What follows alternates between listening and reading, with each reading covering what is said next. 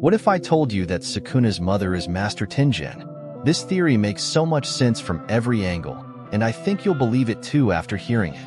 In the latest chapter, Sukuna states that when he was in his mother's womb, he ate his twin brother.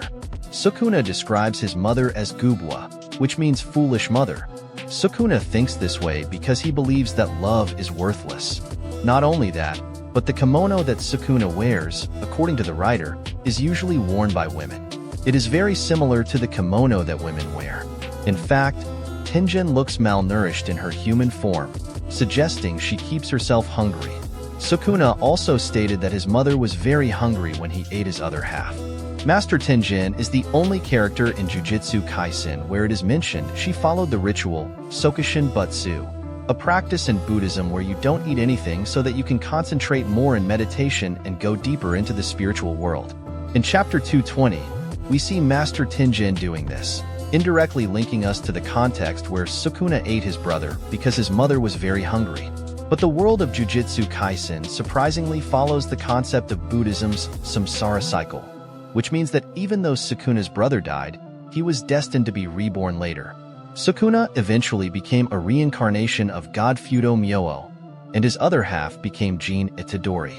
Of course, there could be many reasons why Master Tengen was starving. Maybe she was very poor or couldn't fit into society, which makes sense considering we are talking about ancient Japan. In fact, we saw something similar with Choso's mother, who was outcast, leading her to live in temples in the mountains. However, we know that Master Tengen had her own cult and worshippers, essentially making her a god to those people. This suggests that Tengen wasn't poor or outcast, but rather chose to starve herself to give birth to a powerful being, a new kind of evolution. Tengen is credited with spreading Buddhism in Japan during the Nara period. She believed that one could attain enlightenment through the cycle of rebirth. And how can one achieve this? By evolving beyond death itself. This can only happen when one optimizes one's cursed energy. Death has a close relationship with evolution. In fact, the Culling Game's motto is to give birth to a new, evolved being, similar to what Kenjaku wanted with Mahito. He wanted Mahito to face Yuji so that Mahito could face death and become enlightened, which happened when Mahito fought Yuji Itadori and finally faced his death, unlocking his domain expansion. The concept is that when someone is close to death, they can unlock their true potential. This was also seen with Satoru Gojo, who stated that when he faced death, he truly understood the core of cursed energy. Other characters who have faced similar situations include Sukuna, Tengen, and Kenjaku. In Chapter 161, it is mentioned that in the Heian era, sorcerers fought in ways that brought them closer to death, explaining why the sorcerers of that time were so powerful. In Jujutsu Kaisen, it is said that death is the thing humans fear most, but they must look beyond it. Even Jogo stated that they too can be reborn, so why fear death?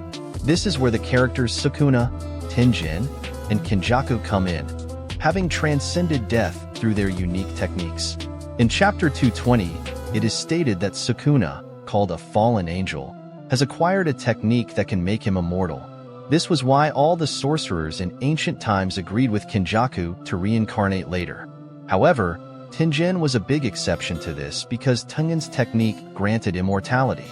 What everyone else wanted to achieve, Tengen already had, though her immortality had to be reset every 500 years with a sacrifice.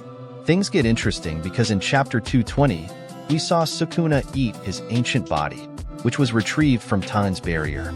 His body, preserved like a mummy by Tengen, was shown to be similar to Buddhist meditation practices. This is known as Sokuzenbutsu. It is a meditation practice where, by concentrating deeply, one can see heaven itself, where the average lifespan is 1.6 million years, after which one will be reborn again. Monks practicing this literally stop eating to such an extent that they come close to death, and their bodies become mummified. You might have noticed that one side of Sukuna's face resembles wood. This is connected to the monks who followed this diet, called Mokujinki, who sometimes ate tree bark. Tengen also transforms into a tree when her life ends, tying back to why Sukuna's mother was starving when he was born. Tengen was undergoing a death ritual leading to enlightenment. This also explains why Kenjaku calls her a friend and why he said Sukuna and Tengen resemble each other. Immortality connects these characters. The biggest question is why Tengen would do this. Kenjaku mentioned that Tengen did something significant, and Tengen had to become an immortal being who could work without a vessel. This was the only way Tengen could save the world from Kenjaku and Sukuna.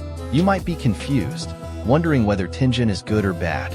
Remember, Tengen creates barriers that keep people safe across Japan. But we believe Tengen taught these things to Kenjaku and Sukuna, leading to disaster. Tengen believed there were many ways to bring about human evolution. Maybe she tried to merge herself with mankind, but Sukuna found a method beyond both of these. Jujutsu sorcerers say Sukuna's body is perfect for jujutsu from every angle, unlike Tengen, who cannot choose her vessel, which is why we see Kenjaku smiling at Tengen in a particular panel. Everyone was confused about why Tengen preserved Sukuna's body unless Tengen cared about him. Only a mother or a teacher would do this. Before Sukuna was even born, he had already become the fallen one. He went against God's rule and ate his twin brother, which was a significant issue during the Heian era. As a result, Tengen praised Jujutsu and created a foundation for sorcerers, while Sukuna went against her wish, roaming the earth like a natural calamity, becoming a mixture of cursed spirit and human, and causing evolution. Sukuna calls his mother Gubwa, meaning stupid mother, showing his lack of respect or love. Sukuna was an unwanted child who knew his mother was sacrificing herself for him, literally starving to death. Whether her purpose was to kill Sukuna or create an evolution, everything backfired. Sukuna sees love as violence, embodying selfishness, while Tengen uses her techniques to protect Japan and its people.